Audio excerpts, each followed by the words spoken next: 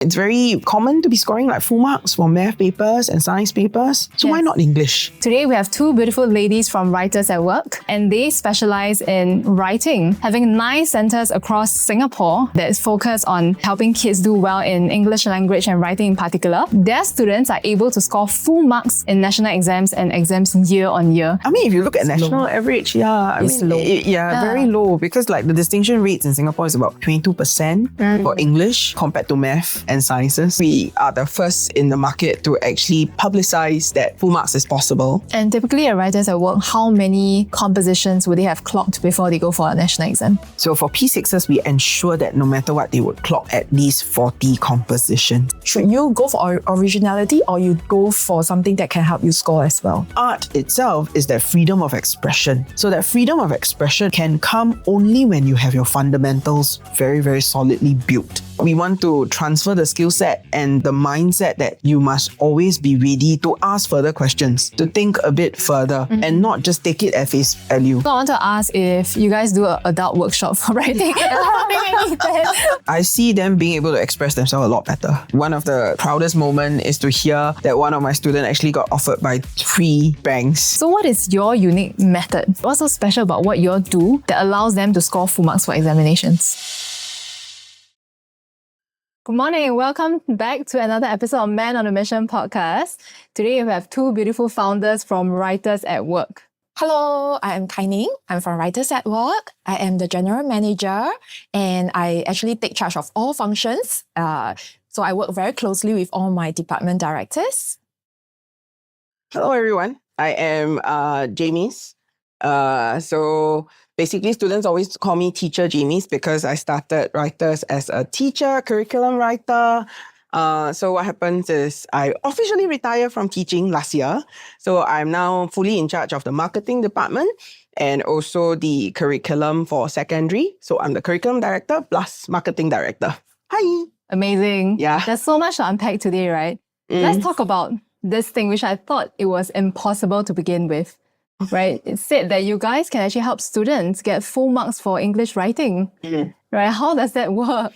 Okay, so I think when we started in 2012, so probably we are the first in the market. Writers at Work is the first in the market to actually publicly publicize that, full marks is possible. Wow. And we have seen it happen year on year. I think what happens is writing itself, because the rubric, it's very subjective. In a sense, even though there's a marking rubric, there is there's room for teachers to decide whether they like the story or not, and also language itself. There's a lot of layers to it, you see, when the teachers are marking. Yeah. So very often students and teachers actually also don't believe that it is possible that I will fall in love with a piece of examination writing. Yeah. To love it so much that I will give it full marks. And what happened is actually, I think, this so-called urban myth that is not possible, we broke it. Wow. Yeah. And it's not just myself, but also the team of teachers. Yeah, when we started teaching in Writers. Yeah. So, and we see it happen across the levels. So you're talking about the lower levels, the lower Ps. Yeah. Parents may feel that it's easy to do it, but actually it takes a lot to simplify something that is already very simple. I agree on this. Okay. Simplification is the hardest. Correct. Yeah. Yes. And then, of course, like the higher levels, they have their own challenges. You're talking about the P5, P6s, especially the PSLE students. Yeah. So that was when, you start to see like multiple PSLE students from different schools actually achieving full marks. Wow.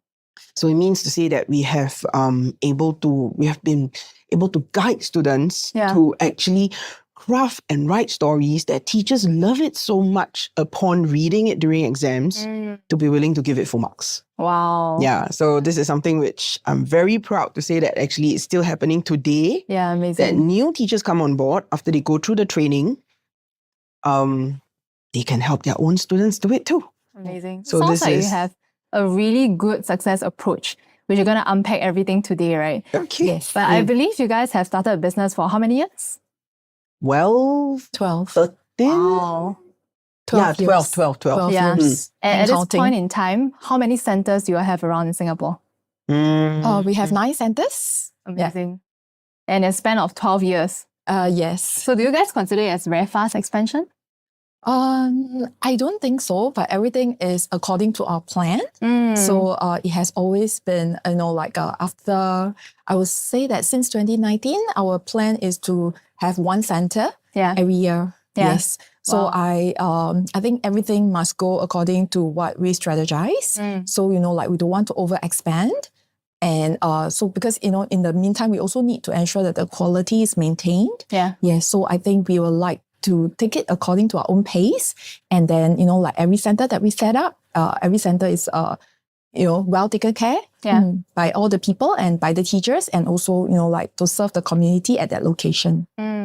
Let's go back 12 years, right? Because the fact that you have 9 centers means there's a huge demand in the market for writing skills, right? So back then, when you just started, what was the gap that you saw in the market or the inspiration behind the whole business? Maybe Kai-Ning, you want to go first? So actually, I was approached by Jamies, all right? She is the teacher. So she was sharing with me, she was teaching students composition writing. And I take a look at, what's happening in schools.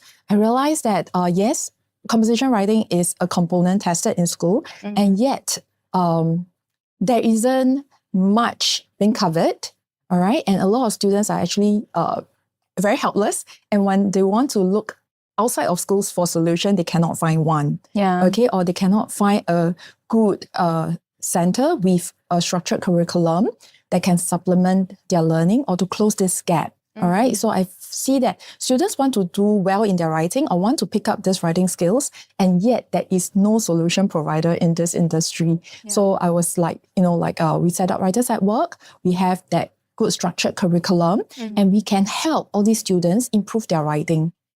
That's why, this opportunity that I spotted, and I think this is where we can come in to help the students. I think, sorry, can interrupt? Of course, please. Okay, to add on, right? Kai-Ning is definitely looking at the business sides of things, okay, which is great because myself and the other 2 founders, actually, we are all teachers to begin with. So what we experience versus from a consumer point of view back then, okay, it's that we're teaching when we're teaching our students, right, we realize that what happens is they don't get the kind of practices in school. So when they come to us for help, as be it private tutors or even basically when they need additional help, right? So what it's lacking, it's they don't get to write full compositions in schools.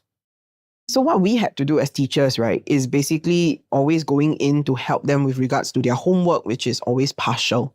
I see. So these kids are always writing, partial paragraphs, or sometimes they are doing group work. Then we realized that actually in examinations, they tend to fumble. Yeah. So that's when, we start to go like, okay, let's, when we have our individual students, because Agnes and myself, we were private tutors to begin with, Kim also, as in all of us. So we start to cater to different kids by creating our own curriculum. And that's when we kind of share resources because we were friends. So so that's when we realized that, actually this thing could work. So of course, when we, gone to Kai-Ning, that's when, from a consumer point of view, she's a mummy. So can see it that, what we highlight is true. Yeah. So that's when, of course, you dive deeper, there are a lot more things that what is lacking to actually boost that language excellence that students are looking for. Yeah. Very often we encounter students who are, distinctions in math and sciences, and language is the question mark which parents always ask. So why is the A not coming? It's very, very, I would say common to be scoring full marks for math papers and science papers. So why not English? Yeah. I mean, I totally relate to that because I'm a math and science kid, by the way. And I always struggle with English language throughout my life. I'm okay with Chinese language because I love to watch a lot of dramas, right? But for English, I find it's so hard. And when you guys talk about this idea of structured curriculum, right, how does that actually work? Okay. So what happens here is when we talk about writing, okay, I think what happens is there is always this concept, or rather the perception that it should be, I feel like writing this today. Let me just sit down and write whatever I want. Yeah. That's journal writing. Okay. frankly. And what happens here is in examination, actually, very often teachers and parents expect that out of their kids.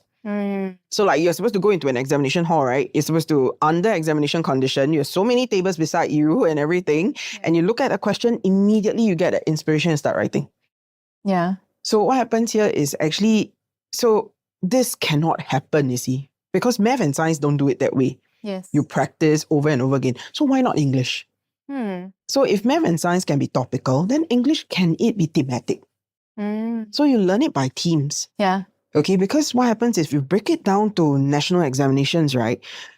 Even English itself is tested thematically or even topically. What are some examples of themes that you just mentioned? Okay, so if we talk about primary school, right? When in fact actually this year PSLE, right before PSLE, we held a TikTok live where there was so many questions from the kids. Yeah. So one of the key things we shared with them was that actually, because PSLE is meant for the mass cohort, Yes. therefore, regardless of whether you are from, Nanyang or even like, Raffles versus you're from, like Clementi or, Balestier Correct. Primary School, yeah, it is a reality. All of you P6s will be in the same examination. Yes, that's true. Okay, so there's no way they will pick a question, right, whereby only a certain percentage of cohort will understand the word and everybody else will just be confused. This thing cannot happen. That makes sense. Yeah, so when you talk about thematic, meaning to say that the topic tested will always be relevant to the 12-year-old kids. So you're looking at things like, things that could happen in school. So what can happen in school? Maybe rolling down the stairs because you trip. Yeah. Okay, perhaps like misplacing your school bag during a school event. Yeah. This could be something. Yeah, cheating cheating in stories. exams. Or even- mischief in school. Correct. Yes. Then public places. It's like the shopping fact malls. that being in the shopping mall itself, what are the things that you could happen in the shopping mall? So it could be like a performance that you see. Okay, then of course home base, because everybody will get an opportunity to stay at home, okay, especially after COVID. So at home, what can go wrong? Could it be like between you and your pets, or even things that happen in the news, like, monkey invasion, Fire. yeah, fire. Like the Yeah. Or witnessing explosion. like break-in Yes. of, your neighbor's house or even experiencing it yourself. So these are what we call themes. Yeah. It's a very broad-based thing, but you can break it down even further. So the question, so what happens here is, so can we teach it this way? Can we group things up this way? Because I always share this with my students. If I bring in the word Harry Potter, what color scheme comes to mind? Color scheme. Yeah, what Red. color scheme, what characters? Like your Yeah. 4 houses in Harry Potter, your blue, your red, your green, of course. yellow. Yeah, then the 3 main characters, that lightning bolt and everything. Versus if I were to talk about Cinderella, Disney. So what color scheme comes to mind? Blue. Yeah, the pastel blue and all that. That blue versus the Harry Potter blue is different. So, and also the characters that you would want to describe is also very different. Yes. So if I were to bring in like, Fast and Furious, then you're talking about speed already. Yeah. You're talking about, like the desert roads, that long roads and everything. So movie will bring you into all these characters. They will also bring you into the color schemes. So similarly, if you talk about thematic learning itself, right? The same logic goes. So if we talk about school, everybody's schools is different. Yeah. Yeah. So when your school is different, the color scheme will then be different. The vocabulary will then be different. But it cannot be leaving it up to everybody's different perception. So in class itself, what we do is we bring everybody into a school that is most common for everyone. Yeah. So they can relate to the experience. Correct. So everybody's school got canteen, right? So then everybody's school's canteen got benches, right? And let's talk about that. I see. So when we craft stories and all that, right, we group the vocabulary and also we group the scenario and even the characters that we craft for them. I mean, isn't it because there is so many reference to the day-to-day experiences that people feel, you are already reading, living, breathing English language, right? Why is there a need to even go for tuition? Shouldn't you just talk more at home, express yourself more, so on and so forth? So very interestingly, how we speak, right, is very different from how we write. Oh, okay. Yeah, because if you look at like headlines in Straits Times, they don't form proper sentences. Yeah, they don't. Even headlines in digital magazines and all that, they also don't form proper sentences. But that's how the way we speak. We speak, right? There's a lot of generalization. There's a lot of condensation Yes. when we are talking. Yeah. And even when we are listening also, we filter out a lot of things. There's this natural deletion process that we go through when we absorb language. But when we are writing, it's very different. How so? Because you are writing for someone to read. So we always share this with students, like what you imagine in your head, right? As long as you don't put it down on paper, to the teacher, it will be a plot gap. Plot gap. Correct. Okay. What are you trying to convey? So what exactly, because you are not only the director, the script writer, you also have to be the actor and actresses when you're writing your own story. I see. You need to make sure that you deliver a vision that is mentally that you imagine. The same vision will appear in your teacher's mind. Only then your teachers will fall in love with the story because they can fully understand what you're trying to convey. Then only then you can achieve the kind of, academic success that you're looking for. Yeah. Yeah. So that's why, even though we breathe English in Singapore, because, we consume a lot of information in English. But what happens is when you need to put it down on paper, very often what we consume is always in bite size. Yeah. But when you need to write it, right, you need to provide a full meal. So that gap itself is the gap that students struggle with. I see. So Kai-Ning, from your perspective, right? I mean, being in the business for so long and seeing how the English curriculum has changed, right? What do you see as the difference from back then to now when it comes to schools teaching English? Back then in 12 years ago, school syllabus okay, I think school syllabus since 12 years ago, I don't think they have changed drastically. But I think there was a period where, schools changed to adopt Stella program. So they do, Stella program is basically a method that SEAB or the MOE actually provides to the school teachers to adopt. So actually there is no, what I call like scope, or it's not an apparent scope for teachers, for students, for parents, all right, for even people that is private educators who's trying to support a child's learning, all right? So everything seems to be everything under the sun, you can be tested, all right? So it then becomes a very real struggle for children, because if you ask a P5 students, do you know what grammar rules will you be tested? Nobody can tell you, I'll be tested on one or this one. They can't tell you, all right? Unlike the Chinese, the math, the science subjects, they have it's a lot more defined scope. Yes. Whereas English, there isn't something that is as defined. And just like, I would say like composition writing, the topics, right? Anything that can come up, this is the feeling that kids have. And similarly, parents felt that too. And that is why they are feeling very helpless. Even I want to help, I can't help them because I don't know what is tested.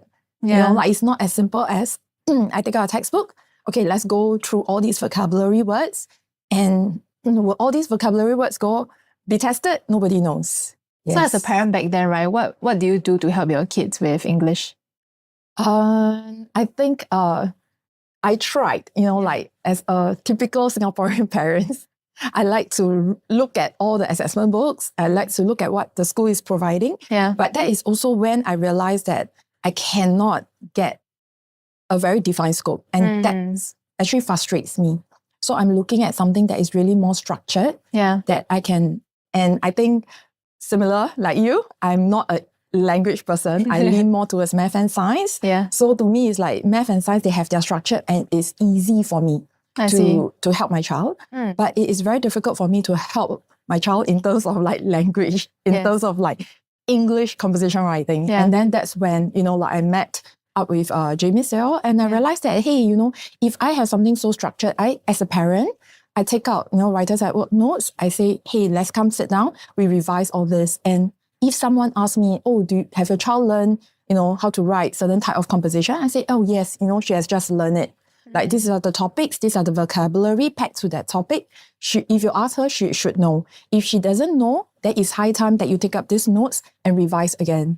So it is something that is an easy solution for me. Of course, learning it as a process is not going to be as easy because the learning is a process where, there is some pain involved. Of There's course. A lot of pain. something that we cannot avoid. It's inevitable. But we all know that if you go through that pain, like once the child acquire it, it becomes something that they internalize, and you ask them again and write it out, they will just tell you that like my children, they can write very well now. So I said, actually, how is it that you all find it so easy?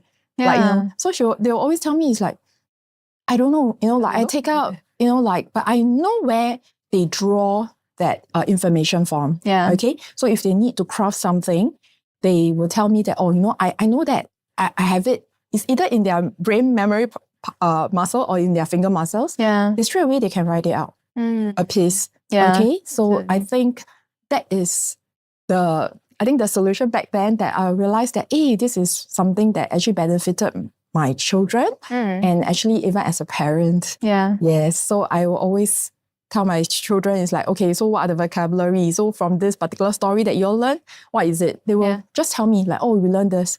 May not be 100%, but I would say that a good 70 to 80%. And that is even after many years. Yeah. Yeah, they are already not in the primary education. But if you ask them what you learn in P5, sometimes they can even tell me, oh, I know that story.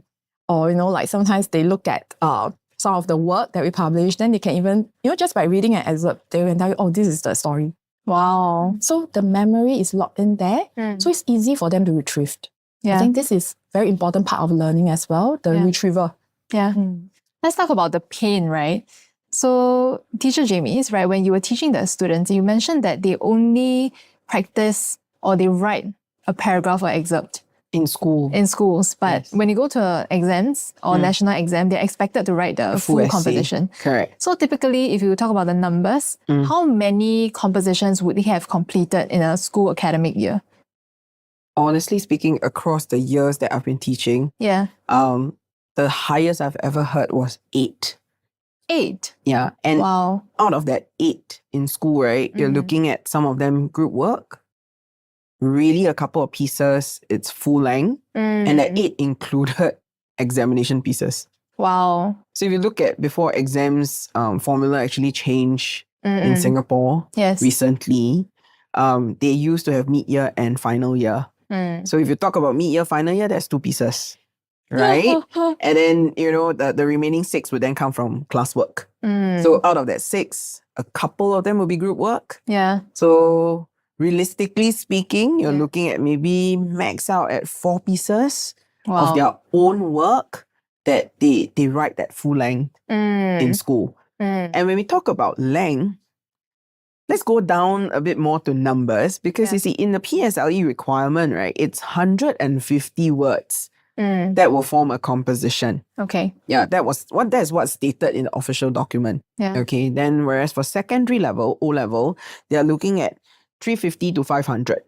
But I've never in my entire teaching career seen a kid ever score distinction by writing 150 words for P6 or 300 words for secondary. So how do they score distinction?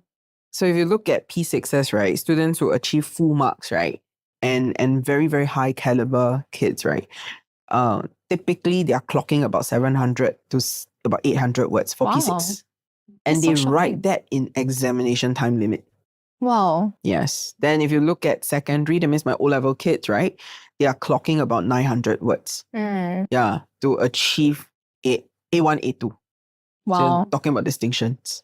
I mean, it's a no-brainer that everyone agrees practice makes perfect, right? But the fact that in a school environment, they only write at most 8 before they go to a national exams. Yes, and the 8, right, cannot even clock that number. That means cannot even Exactly. clock the word count. Exactly, right? Yeah, so correct. How is it even possible in a school setting alone, they can aim for distinction? Like, what are the chances of success?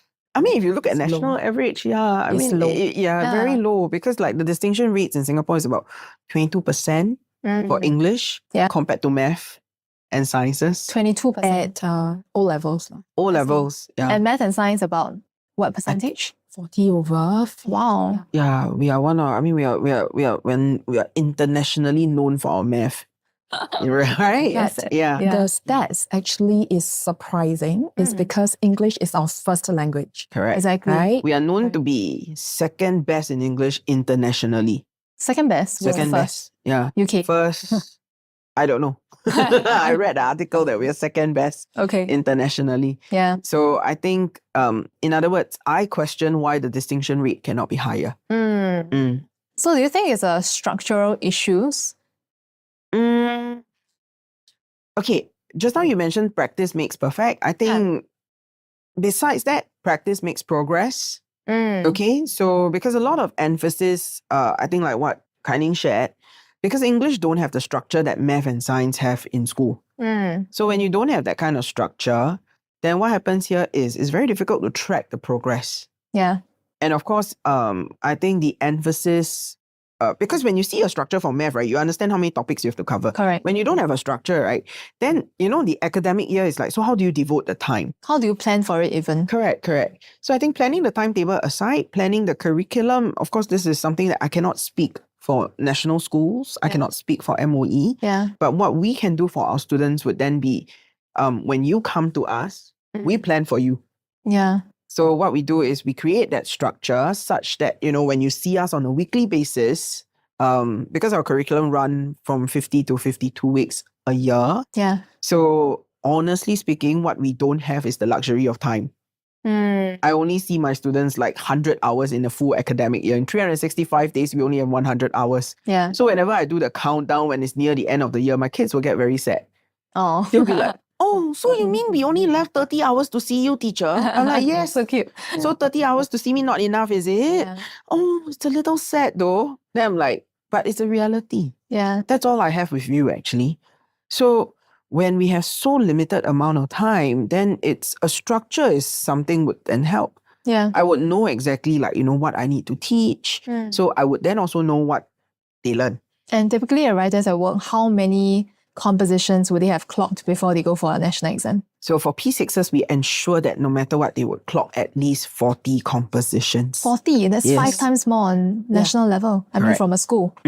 Then for secondary, no matter what, I'll make sure that they clock because they got 2 different essays to write. So I'll make sure that it will clock at least about 25 to 30. Right. So despite that we are a language school, everything that we design and plan actually is very numbers driven. And I think that's bring us back to why, frequency is very important. Yes. Yes. So it's like the school frequency is low. Yeah. So we are actually supporting that, giving the children more chances and opportunity to practice their writing. Yes. All right. Because of course, different students, they make progress at different pace. Yeah. But it is definitely, if you have, been consistently doing it, it is definitely reaping benefits out of this writing process. Yeah. And I have to also emphasize, writing actually tests the highest order thinking skills. What do you mean? Okay, so you see, to put together a piece of writing, you need to have a lot of skill sets. It's really unlike MCQ. Yeah. MCQ skill sets, first it tests whether you understand the rule. If you understand the rule, you will automatically find the correct answer straight away. Yeah. But you can have another, if you don't know the rule, you can rely on sound correct. All right. Yeah. So if you have read enough books or exposed enough to English language, you probably can, sift out the correct answer, but you don't know why it's right. All right. And then after that, if your sound correct doesn't work, you can still go by elimination, for example. But composition is just you and that piece of white paper. Yeah. Where you have to put together your organization skills, your vocabulary accumulation, your sentence structure, and then para structure, right? And then all the different style of writing. So basically, it requires the students to have a lot of skills to be exercised at the same time. Yes. So without practice, this thing will not come together just on that day of examinations. So, but if you repeat this process on a weekly basis, the muscle memory will be formed. Yeah. And sometimes even to this very little thing called finger muscle. A lot of students, they have brilliant ideas, but like when you ask them to pen it down, right? It probably even cannot clock that 150. It's not because of I don't know what to write. It's more of I'm tired. Yes, and they just want to stop writing. I see. Yes, because the finger muscles is not built up, so they can get tired. Yeah. Yeah, we feel that we During are examinations. Yeah. Training the marathon, muscle. yes. Olympians.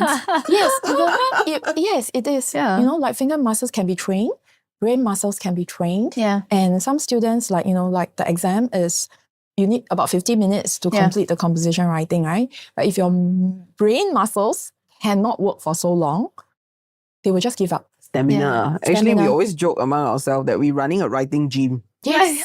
Yeah, it's like a gym, and very often it's very easy to just go to a gym and okay, I'm gonna pump that that work 100, hard, I'm gonna 100 pump times. iron, I'm gonna lose weight, I sign up for the gym, I pay for the package and everything, right? The real challenge comes with going to the gym. And Exactly. really doing that 100 Correct. push-up or, on the Yes, weights. on a weekly basis. So Mhm. I think, so internally we always joke among ourselves like we're running a gym, Yeah, actually it's like a writing gym for the kids. Yeah. So, parents when they come, they're, from listening to us and everything, they're very enthusiastic when they sign up and all that. But they need to understand you're sending your kid to a gym.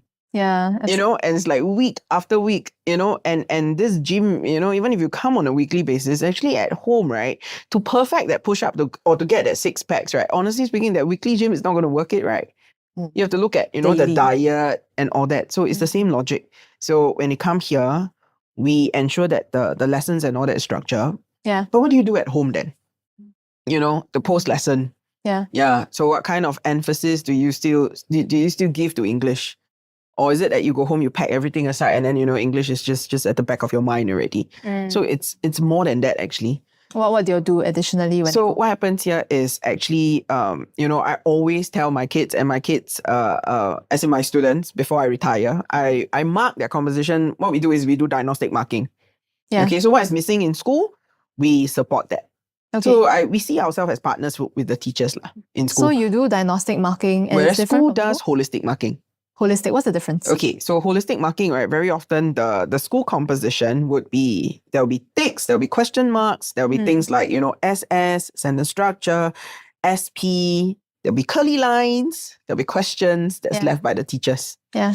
So in my opinion, that's holistic. So what happens here is if you put a curly line there, so the kid understands that, okay, so there must be something wrong with the sentence. So now what does that curly line tells me to do? Is it a worm? Is it a snack? Is it a dragon? So what am I supposed to do? The kid will come to me with the curly line. Teacher, I see this curly line. I'm like, I'm seeing the same curly line.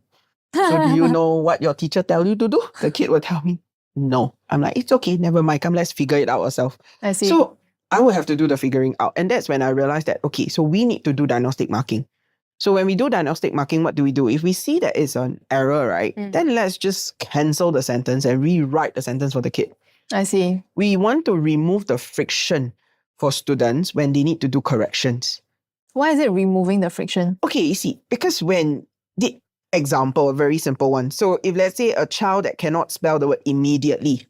So I had a student who just cannot spell immediately. Okay. So, but he loves to use the word immediately. Then it will be like, 3-4 times appearing inside his essay. I see. Okay, but the thing here is he cannot spell the word immediately. So if I just write the word SP, right? Then when he's doing his correction, he has to check the dictionary before he writes in the word immediately. Yeah. By checking the dictionary once, will it make him know how to spell immediately? No. Not necessarily, right? Yeah. So meaning to say that if he has to correct the entire essay, he has to check the dictionary 4 times. Or even 5 times, depending on how many times he used that word. So that itself is friction. So what we're trying to do when we do diagnostic marking is we remove that friction. So I tell you and I show you exactly what's wrong. Yeah. So I write in the words that are spelled wrongly. I correct the sentences, be it run on or whether it's their sentence structure and all that. I will strike out the things that I don't want and I'll write in what's correct. So I always tell my students, post-lesson learning, I expect you to read through. That means you eliminate those sentences that I've already struck out. So I must have struck out for a reason, right? It doesn't make sense. That's why you shouldn't even be there to begin with. So when you do your corrections, you immediately write what is correct. I see. But of course, this process itself, honestly takes speaking, way longer time. So that's why I always feel that, as a teacher, maybe you work like a candle, you burn yourself so that they can burn brighter. Wow. Yeah. Beautiful analogy. I see it that way because if we don't take the pain and we don't remove the friction, then somebody has to bear that pain. Because they must have written it thinking that it's correct. Nobody would actually purposely write something down, right? Thinking that it's wrong. And, me and my teacher, we have, I just don't like my teacher, so I'm just going to write everything that's wrong. And then submit it to my teacher. Yeah. Why would you do that? You see? Yeah, you won't bake a chocolate cake using strawberry. Simple as that. Yeah, so that's what we do. And that's what I believe could help the students in post-lesson learning. Yeah. So that means because of what we do, and then when you go home, that 7 days that you don't see me, I will still accompany you spiritually, as long as you read my marking and then you do the corrections, you come back, you'll become better over time. But it's really tough for schools especially, right? Because one teacher is to 40 students. Yes. So naturally, it's not like they have a lot of time and resources in the world, and therefore they have to do something like a non-diagnostic. Yes. Yeah. But actually, if you think about it, so sometimes even when teacher put that curly line and the student is really stuck. Yeah. And imagine this student going back to the teacher probably could not remember. Why I put that curly line? So, if we do diagnostic marking straight away, I'm telling you that I feel that something is wrong here already. I give you, my suggestion already. And therefore, even when the students still can't get it, they go back to the teacher. Actually, teacher is easy for them to recall. Yeah. Why is it that I put this down? Versus, like you mentioned, I marked 40 scripts and probably that was 2 weeks ago. Yeah. I marked your script. And then 2 weeks later, because I return it to you, you're supposed to go back, do your correction, come back. And then, this kid come to you and say that, hey, teacher, I really cannot understand why this curly line. Can you explain? And the teacher definitely has to reread the whole thing, Yeah. It wouldn't be a simple punishing on both sides. Yes, it's a punishing. So why are we going through this? And it's very inefficient. Yeah. Yes. All right. So we are trying to remove. So that's what she meant. We are removing friction actually from both ends. Yes, from the students' end, sometimes even from parents. Parent is the first one. The kid will go to the mom and the dad.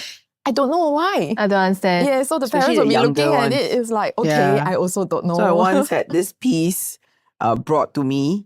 Both parents are master holder.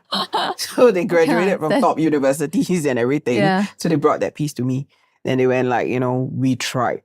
I'm like, I can tell. So, and the girl is only P3, I remember. Okay. So I'm like, this is not going to work. So it's like, okay, so where can we salvage? I'm like, you guys wrote about playing football, and then subsequently having cramp in the leg, but then decided that you're going to sit in the field and then maybe have a doctor come.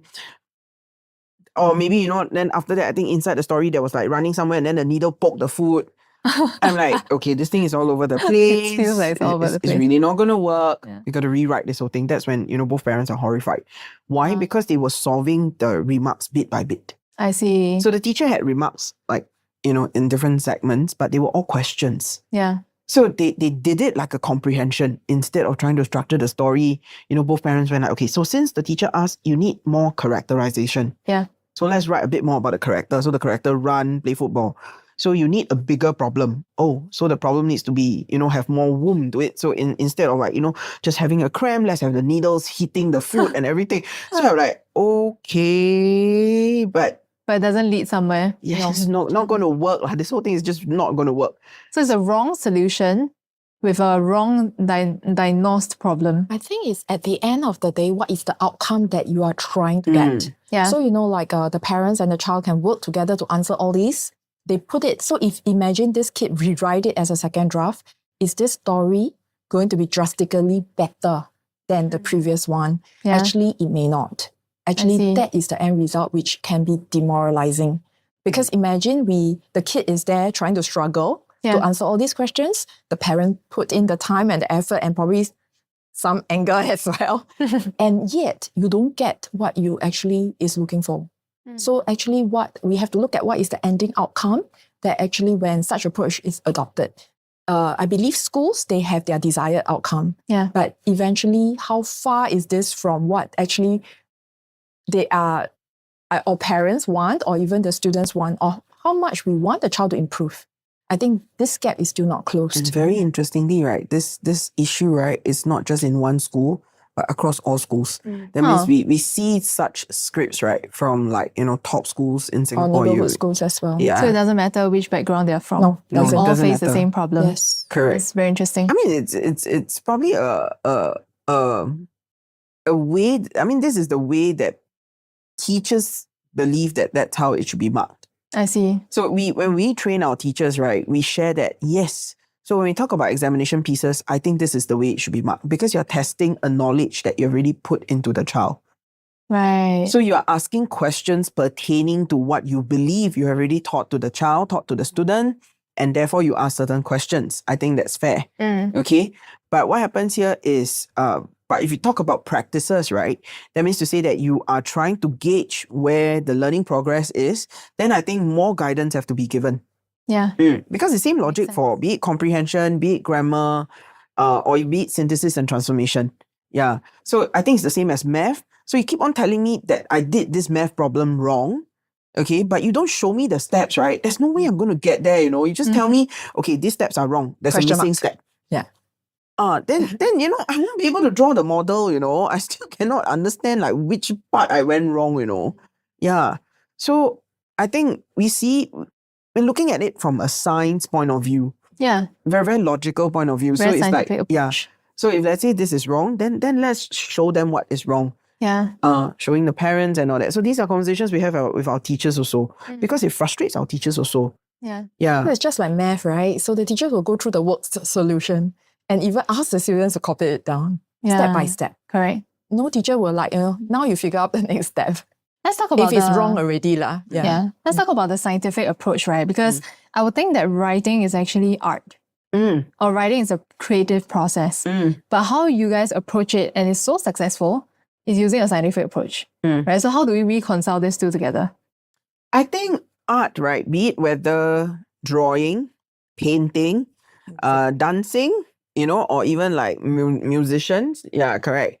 I don't think JJ Lin can become as successful as what he did today without the background of learning the do re mi and the the ABCs of music. No, he was doing so many script writing or songwriting before he became famous. Correct. Yeah. But before that, he has to learn the fundamentals of playing the piano, isn't it? Yeah, exactly. So what happens here is art is where you hit that Level of finesse, sophistication. that sophistication. Yeah. So to reconcile that, right, we always tell students, like what I mentioned earlier, this is a writing gym. Yeah. This is a language You gym. need your reps. Yeah, so you get your core muscles, all that ready for you to dance freely, for you to write freely. Yeah, I think that comes with time. So what we do here is deliberate learning. Art itself is that freedom of expression. So that freedom of expression, right, can come only when you have your fundamentals very, very solidly built. So there's no freedom if you can't even express well. Yes. I think so. I That's relate what to I that. believe in. Yeah, I relate correct. to that a lot because I'm also a dancer for 15 years. I could never freestyle, right? Even today. I think freestyling is another skill level altogether, right? But I know how to learn dance move and replicate it and Yes. perform it. But you still dance well. That's the correct, thing, correct. right? You So still that's dance what you well. are putting, Yes, that's what you're for relating to composition writing as well. yes. Correct. But I think a language lot- learning. Yeah, but I know that a lot of parents, they are immediately looking at that freestyle Correct. and do it well. Correct. I mean, everyone can freestyle. It's just that the outcome, is it what you desire, is a different story, right? Yeah. Yes, so but the examinations it's real. So when we want to go for examination, we want the students to be prepared Yeah. and not just go into the battlefield naked. Actually, we are putting on armors for them, ammunition, let them go in, so that you can win this battle. You see? Yeah. And if you feel more confident, right? That I go in, I know that, we even tell students you have to be, you must pick out at least 10 compositions that you like, study them well. So they go in with this 10 composition, they feel more confident. Yeah. Rather than, I just walk into PSLE or in P5 end of year exam, I don't know what is being tested, nobody knows. But at least I know that, hey, if this question come out, I can use this. If this question come out, I can use this. It's a different feeling. Yes. for the So I told them children. art can come later. Yeah, I mean, definitely we appreciate, the artistic expression of ideas and all that. Yeah. So I always tell my students, it's okay. As long as you fulfill what I need you to fulfill, which is like, completing this piece of homework. You would like to write an extra piece for me? Sure. Yes. Extra piece. Yeah, because Okay. that I will give you your creative freedom. Mm. Not an issue. Yeah. Then, that's when they go like, okay. And when you give them that kind of freedom to so-called like dabble with art, right? Yeah. In terms of the art of writing, they will go back to what we taught them to Mm. find inspiration from there. Yes. I see. So it's similar to what you mentioned, you see. You could learn dance moves because of the foundation that you have. Yeah. So when you give them that freedom, that's when they themselves look for anchor. But if you don't even teach them that anchor to begin with, right? That means the foundation, right? So now immediately you tell them, okay, come, I give you full freedom. And it's a reality that the national exams, they don't have that rubric or that criteria inside there that tests art. Yeah. So Yeah. it's very subjective, right? Then how is the grading done? I think grading, a lot of it, they have they break down the emphasis is actually coherence and logical flow of things. I see. Correct. So, I mean, as in, they don't look at originality, okay, because the thing here is, how is it that, the mass marking itself, we talk about national exams, Yeah. how is it that teachers can go and match the originality of things? Yeah. So they are Can't. looking at a piece that, there's a flow, there's something that can bring me into the world that the kids is trying to bring me into. Yes. And therefore, I feel for it. I had this student from St. Margaret's. So what happened was we wrote about dumpster diving. Dumpster diving. Dumpster diving. Dive into a dumpster. Yes. Okay. It's Quite because original. yeah, I think. because there was this CNA Yeah. documentary, I think, about how this freegan Yeah. is living in Singapore. Yes. Yeah. So I was teaching dumpster diving to the whole class, and you can imagine the frown on their faces. They were so disturbed by it. Yeah. Okay, but because I mean, I taught that whole lesson. And then subsequently, a couple of them fell in love with this story. So one of them was this student from St. Margaret. So she really liked the story. She wrote the story, and then she achieved like full marks at Sec 4 prelim. And then subsequently, the remark written there by the teacher is, I totally lost my appetite for lunch. Oh, wow. Yeah. That's the only comment, I guess. No squiggly lines, no SP, no nothing. Wow. So that's what I meant by, you bring, and I think there's a lot of, she added in her own things. Yes. So if you talk about art, right? She did. I She see. drew inspiration from the lesson itself, and then she wrote that element in. Although she was disgusted in class, but she could fully visualize what is Yeah. it like to do dumpster diving. And I was telling her dumpster in, like maybe Aljunied area versus dumpster in like Orchard area is perhaps different, what you could possibly find in the dumpster. Yeah, so that's when I So think I- it's where you're trying to find a beautiful merch somewhere. Yeah. Mm. So I heard of this expression before. They say creativity is born from restraint, right? And restrictions. Yeah. So do you all agree that writing actually expresses this? I think, creativity is born Born from Restraint. So you need to know your limitations. What parameters are you working with, right? What is the rubrics, right, that they are looking at? And then you can have a very creative piece from there. I agree, not just for writing, actually for a lot of things in the Yes. world. Yeah, because if you talk about solving a problem, okay? Yeah. So let's talk about the recent news that I saw. So it was like, the price of going cashless in China.